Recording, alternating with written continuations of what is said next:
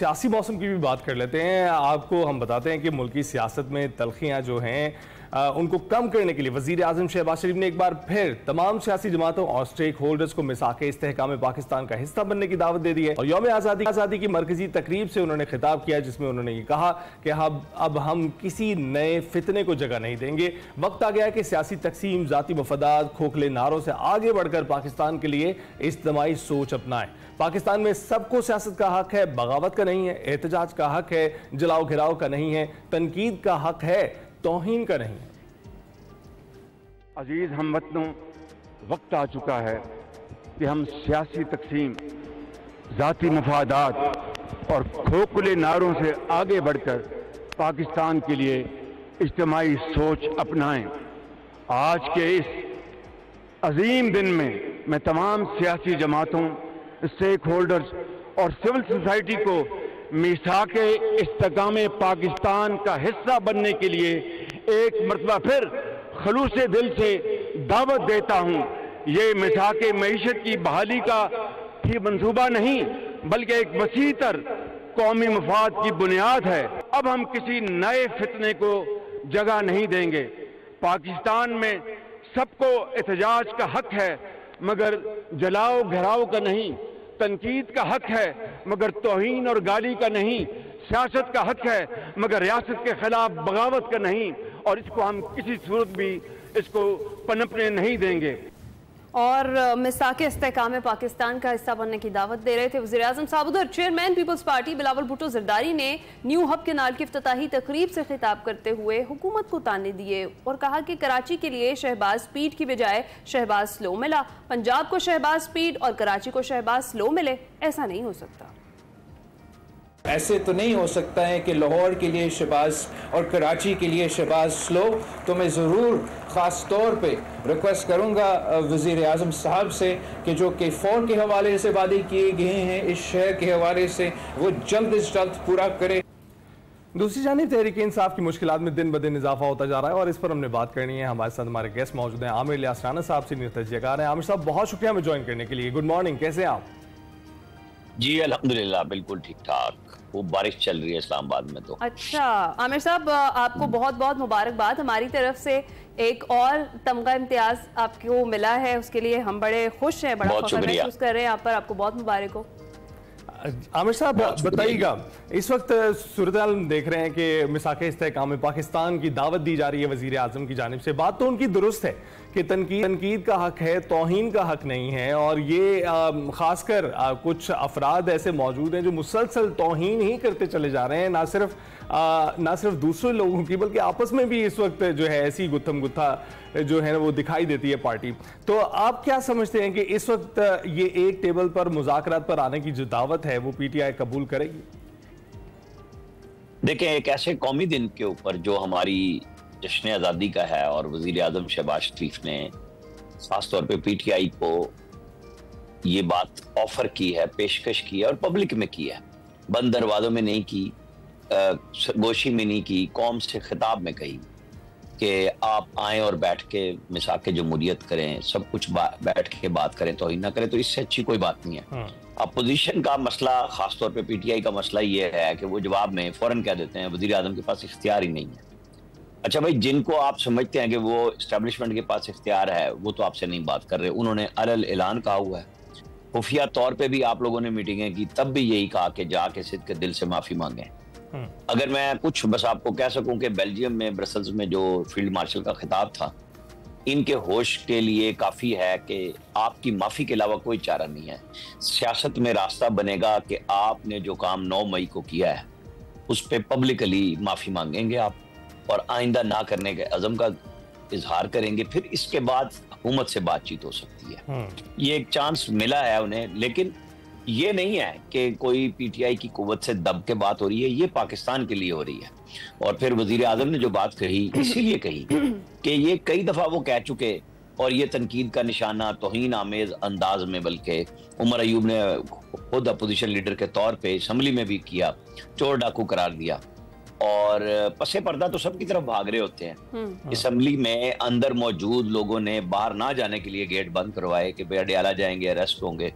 तो आपकी पोजीशन इस सेंस में बड़ी कमजोर है। आप लोगों की चाहत का फायदा उठाते हुए सियासी रास्ता अपनाएं।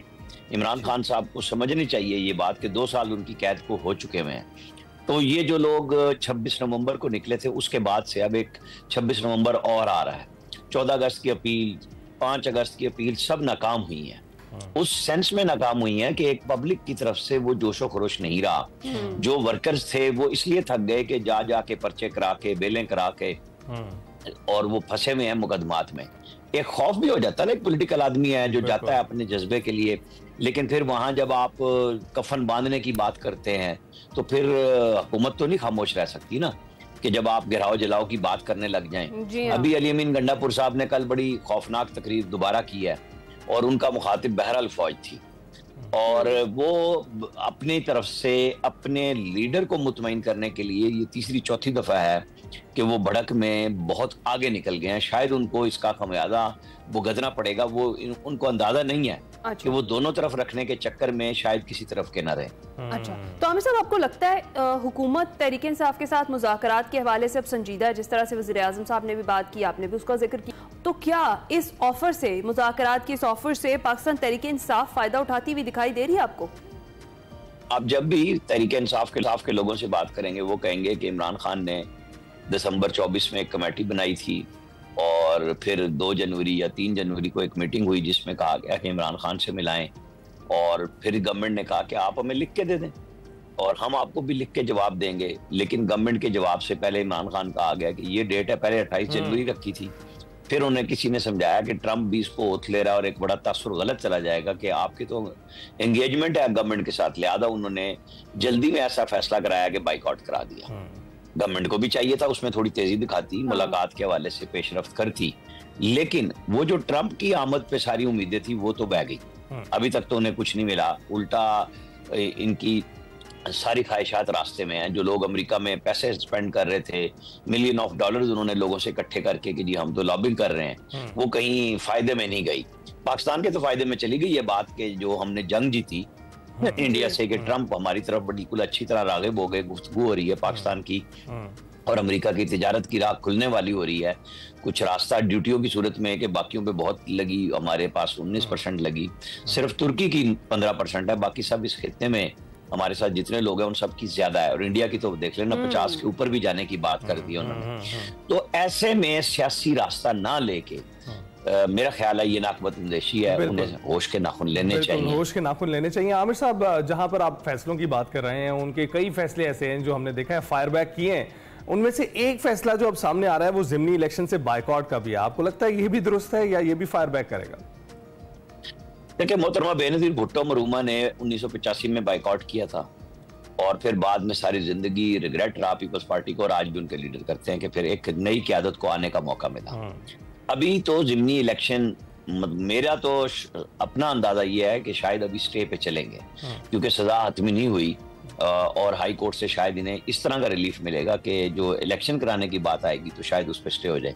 हाँ, मियां अजहर वाली सीट पे इलेक्शन जरूर होने जा रहा है क्योंकि दायरा है कि वो उनकी डेथ के ऊपर हुई है, तो अब वहाँ मुकाबला होगा। बाकी जगहों पे PMLN के जो सदर हैं मियां नवाज शरीफ, उन्होंने एक मीटिंग भी कर ली है, टिकट होल्डर्स बना भी लिए हैं, तय भी कर लिए हैं कि कौन लोग हो सकते हैं। उसके लिए अहमद खान बच्चर की सीट पे और जो अहमद चट्ठा वजीराबाद से हुए हैं, तो वहां पे तो अता तारड़ के भाई के टिकट की बात हुई है कि उन लोगों को वो दे रहे हैं। लेकिन बात सिंपल सी है कि वो बाइकआउट करेंगे तो किसके लिए? पहले उन्होंने सूबाई असम्बलियों से किया, कौमी असम्बलियां तोड़ दी, कौमी असम्बली से वो रिजाइन कर गए।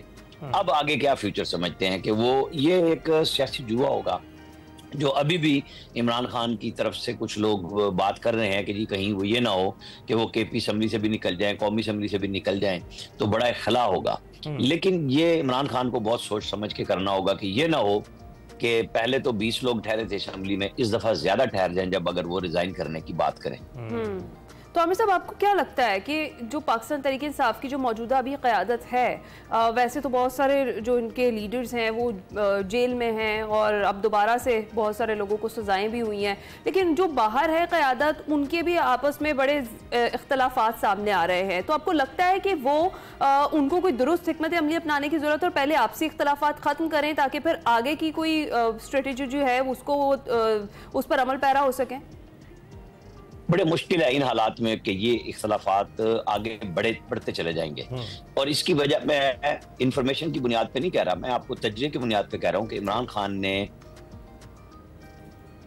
ट्वीट्स में कहना शुरू किया, लोगों से गुफ्तगू में कहा कि आपस में मत लड़ो बल्कि एक काज पे हो जाओ, लेकिन उतनी ही बड़ी लड़ाई 5 अगस्त के ऊपर खुल के आई जितनी इमरान खान रोकना चाह रहे थे। और फिर उन्होंने बरहमी का भी इजहार किया कि मुझे कोई मोमेंटम बनता नजर नहीं आ रहा 5 अगस्त वाला। फिर उन्होंने 14 अगस्त की डेट दे दी। तो लोग तो जश्न आज़ादी में निकले थे ना, अगर उसमें कुछ लोग झंडा लेके आ गए वो और बात है, लेकिन कोई पीटीआई की तरफ से कहीं पे भी मुनज़्ज़म तो वो कहते हैं ना प्लान करके कोई गेम डालनी हो सियासी तौर पे, वो नहीं था। शामिल वाजा होने वाली बात थी कि जुलूस निकला हुआ है उसमें 3-4 बंदे झंडे लेके 10 बंदे झंडे लेके आ जाए और आप कहें कि ये सारा जुलूस हमारा है। आप देखें लाहौर में, इस्लामाबाद में जहां लाइट्स लगी हुई हैं हजारों लाखों लोग निकलते हैं। बड़े शहरों में जहां प्रोग्राम हुए, इस्लामाबाद में तो बेपना प्रोग्राम थे जिसके हवाले से लोग आए और हजारों लाखों लोग आए, इस सेंस में आए कि वो जश्न आज़ादी मना रहे थे। पीटीआई को अब समझना चाहिए कि उनकी क़यादत की जो रस्साकशी है वो झुंझलाहट पे आ गई है अब एक दूसरे के साथ। वो अडियाला जेल कितनी दफा कहा है कि लोग पहुंचे मिलने के लिए, कभी भी नहीं जाते लोग, लीडरशिप नहीं जाती। मैं आम आदमी की बात नहीं कर रहा। बिल्कुल आमिर साहब घबराए हुए हैं, जिनको नाकों पे रोका जाता, बिल्कुल घबराए हुए हैं। क़यादत का फुकदान है, किसकी बात माने किसकी ना माने, जो बयानात बाहर आ रहे हैं क्या उन पर भी यकीन करें। तो ऐसी सूरत हाल है, तसब्जुब का शिकार हैं जो पीटीआई के कारकुनान हैं, ना सिर्फ कारकुनान बल्कि जो उनके हिमायती भी हैं, उनको भी पता नहीं है कि किस चीज़ पर यकीन करना है। बहुत शुक्रिया आमिर साहब, आपने सारी सियासी सूरत हाल पर असरा किया। और इसके साथ साथ हम ये देख रहे हैं कि पीटीआई के इख्तिलाफात तो अपनी जगह पर हैं, लेकिन अब जो बिलावल भुट्टो जरदारी शहबाज स्पीड को शहबाज लो कह रहे हैं, तो देखना ये होगा कि वजीर आजम एक प्लेटफॉर्म पर इन सबको कैसे लेकर आते हैं। ब्रेक के बाद हासिल होते हैं।